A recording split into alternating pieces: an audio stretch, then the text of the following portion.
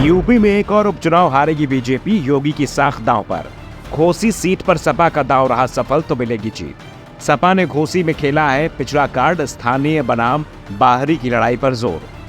UP में Ghosi seat के लिए उपचुनाव चल रहा है। इंडिया और एनडीए गठबंधन में मुकाबला है। इंडिया गठबंधन की ओर से पूर्व विधायक सुधाकर सिंह सपा पर चुनाव लड़ रहे हैं, तो एनडीए की ओर से सपा से बीजेपी में आए दारा सिंह चौहान उम्मीदवार बनाए गए हैं। दारा सिंह चौहान 2017 का विधानसभा चुनाव बीजेपी की टिकट पर जीते थे, मंत्री भी बनाए गए थे, लेकिन 2022 के विधानसभा चुनाव के ऐलान के बाद वो बीजेपी और मंत्री पद से इस्तीफा देकर सपा में शामिल हो गए थे। सपा ने उन्हें घोसी से टिकट दिया और दारा सिंह चौहान चुनाव जीत भी गए। लेकिन जब सपा की सरकार नहीं बन पाई तो दारा को अपने फैसले पर पछतावा होने लगा। दारा सिंह चौहान ने बीजेपी छोड़ने वाले दूसरे नेताओं की तरह पीएम मोदी और सीएम योगी के खिलाफ कोई बयान नहीं दिया था। ऐसे में जैसे ही दारा ने फिर से बीजेपी का दरवाजा खटखटाया, तुरंत ही उनके लिए बीजेपी ने अपने दरवाजे खोल दिए और दारा सिंह चौहान सपा और विधानसभा से इस्तीफा देकर बीजेपी में शामिल हो गए। अब बीजेपी ने उन्हें उपचुनाव में टिकट भी दे दिया है। ऐसे में घोसी सीट पर अब दारा सिंह की प्रतिष्ठा दांव पर लगी है। पिछले ही महीने एनडीए में एक और नेता की वापसी हुई है। सुहेल देव भारतीय समाज पार्टी अब एनडीए का हिस्सा बन गई है। ऐसे में पार्टी चीफ ओम प्रकाश राजभर की भी परीक्षा होनी है, क्योंकि घोसी सीट पर उनकी पार्टी का भी प्रभाव माना जाता है। इस सीट पर करीब 40,000 राजभर मतदाता हैं और इन्हें बीजेपी के पक्ष में लाने का जिम्मा ओपी राजभर ने उठाया है। दावा किया जा रहा है कि राजभर और दारा सिंह दोनों को ही योगी सरकार में मंत्री बनाया जाएगा, लेकिन मंत्रिमंडल विस्तार घोसी उपचुनाव के बाद ही किया जाएगा। यानी उपचुनाव राजभर और दारा दोनों के लिए बड़ी परीक्षा लेकर आया है। दारा सिंह चौहान और ओपी राजभर दोनों की राजनीतिक साख इस सीट पर लगी हुई है।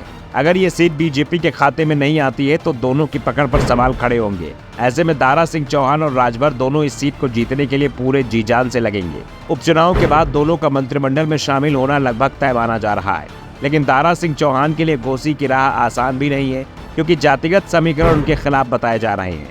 इस सीट पर जहां बीजेपी ने ओबीसी कार्ड खेला है, तो सपा ने सवर्ण उम्मीदवार उतारकर बाजी पलटने की कोशिश की है। घोसी विधानसभा सीट में कुल 4,30,452 मतदाता हैं। विधानसभा के जातिगत समीकरण की बात करें तो घोसी विधानसभा में सबसे ज्यादा दलित समुदाय के मतदाता हैं, जिनकी संख्या लगभग 62,000 के आसपास है और ये बसपा के मजबूत स्तंभ हैं।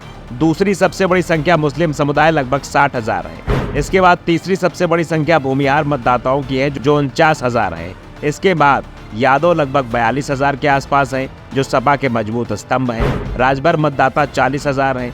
लुनिया लगभग 36,000, निषाद लगभग 16,000, राजपूत लगभग 15,000, कोयरी लगभग 6200, कुर्मी लगभग 5700, दुसाद लगभग 5400, खटीक लगभग 4200, ब्राह्मण लगभग 4100, गौड़ तथा खरवार लगभग 350। इसके अलावा अन्य बिरादरी के लगभग 82,000 के आसपास मतदाता हैं।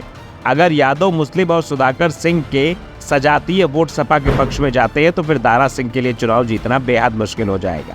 जनता के मूड की बात कर ली जाए तो जनता इस चुनाव में दारा सिंह चौहान से काफी नाराज है। नाराजगी का प्रमुख कारण दारा सिंह चौहान का सत्ता मोह के कारण बार बार दल बदल करना।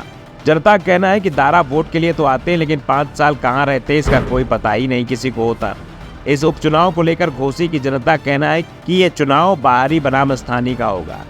इसका प्रमुख कारण है कि दारा सिंह घोसी के लिए बाहरी कैंडिडेट है, तो वही समाजवादी पार्टी के प्रत्याशी सुधाकर स्थानीय प्रत्याशी है। अब देखना होगा घोसी की जनता इस उपचुनाव में किसे अपना विधायक चुनती है। Bureau report, the such India.